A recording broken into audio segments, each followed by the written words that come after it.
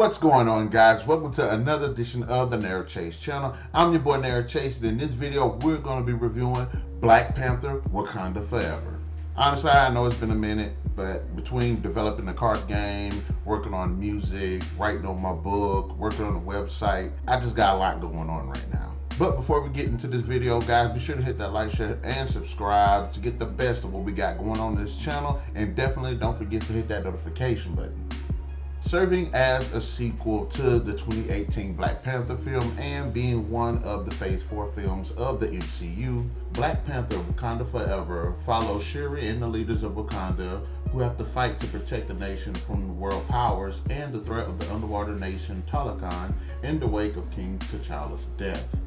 Now, I do understand the way that the film is made, that it is a tribute to the actor Chadwick Boseman, who portrayed Black Panther, and actually does exceptionally well job as a tribute to this actor. First Black Panther, I didn't really like the film. I thought it was okay. There was a lot of questionable decisions when it comes to directing and a lot of really bad writing. I have to say Letitia Wright did an exceptionally good job in this film. I did not like her so much in the first film because she just felt immature. She feels too jokey. She does a lot better. She feels much more mature this time around. She feels much more of a deeper character than the first movie, and I really did appreciate that. The relationship she does have with Angela Bassett on the film, who is exceptional in everything she does. These actresses just show the grief, and you can see that not only was it grief through the characters, but actually through the acting and actresses themselves. So that does portray itself really, really well. And Wright does have pretty big shoes to fill.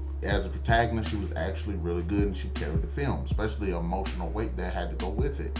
I do like the fact that a lot of the supporting cast from the first film actually get the spotlight this time around, have a bit more to do.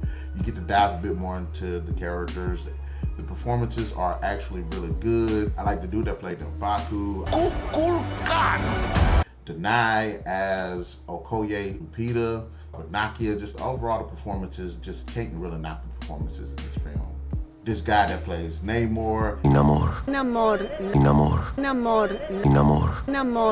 aka Kotal Khan. I'm not really a fan of the character per se. I thought he was charismatic, sympathetic, and overall a badass. The music's absolutely busted. The African themes mixed with this Aztecian feel, and the music overall is just exceptionally badass. Visually, this is a very good looking film when it comes to Wakanda.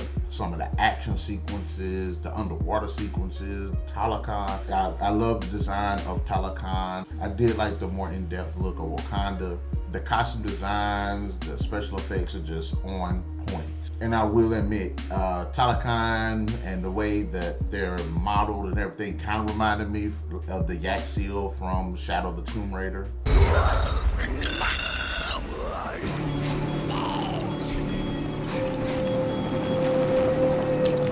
Definitely a lot I did not like about the film. And I know everybody's ranking on this, and I have to add this to it too. Yes, Riri Williams was an exceptionally big problem in this film, and she didn't bother me as much as I thought she would, because I really don't like her character in the comics. But in the story, the overall story, she was just a big plot device. I like Martin Freeman. I felt that same way about his character in the first Black Panther, and I feel that way about his character in this film.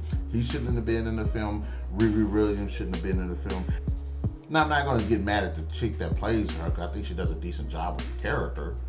The character was just absolute trash.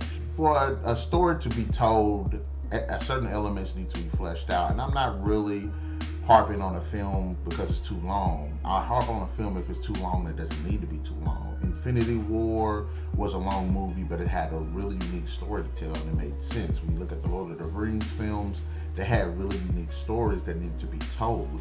And Black Panther Wakanda Forever definitely could have been trimmed down to maybe 2 hours.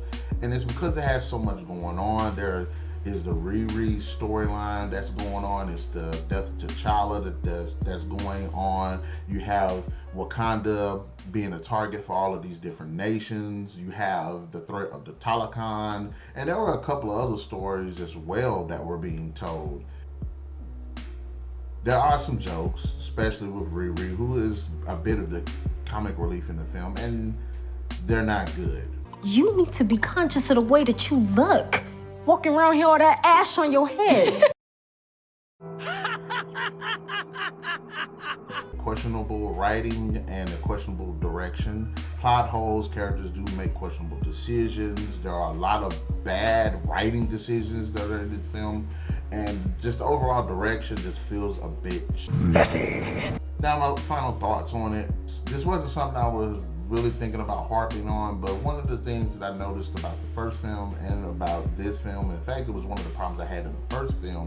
The first film, most of the female characters overshadowed Black Panther. And in this film, there's literally damn near no guys representing Wakanda. Coogler has to include the themes of slavery, racism, and all of that good stuff, with something he just cannot seem to just get out of. And to some extent it works, and then to some extent it doesn't really work. This idea of slavery, oppression, colonization, there can be a Black Panther story told without having to worry about all of that stuff. There's a lot that this film gets right, there's a lot that this film gets wrong. The writing, the direction, these themes, female empowerment, the jokes, Riri Williams, big problems for this film. But some of the stuff that it does get right is the acting, Letitia Wright, Angela Bassett, there's some good action, really good visuals, the score, absolutely brilliant. So having said that, Black Panther Wakanda Forever definitely deserves 3 out of 5. I definitely enjoyed this film much more than I did the first Black Panther. That really isn't saying much because it had a lot wrong with it. So guys, in the comment section below, let me know, what did you think about Black Panther Wakanda Forever? Did you like this film? Did you not like this film? Did you think this film is better than the first Black Panther film?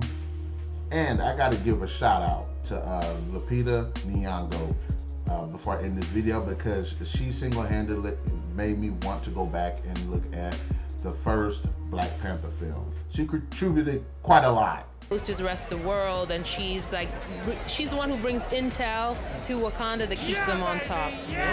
So guys, if you like what you're seeing here, be sure to hit that like, share, subscribe, and the notification button to get the best of what we got going on in this channel, and we'll definitely catch you guys later.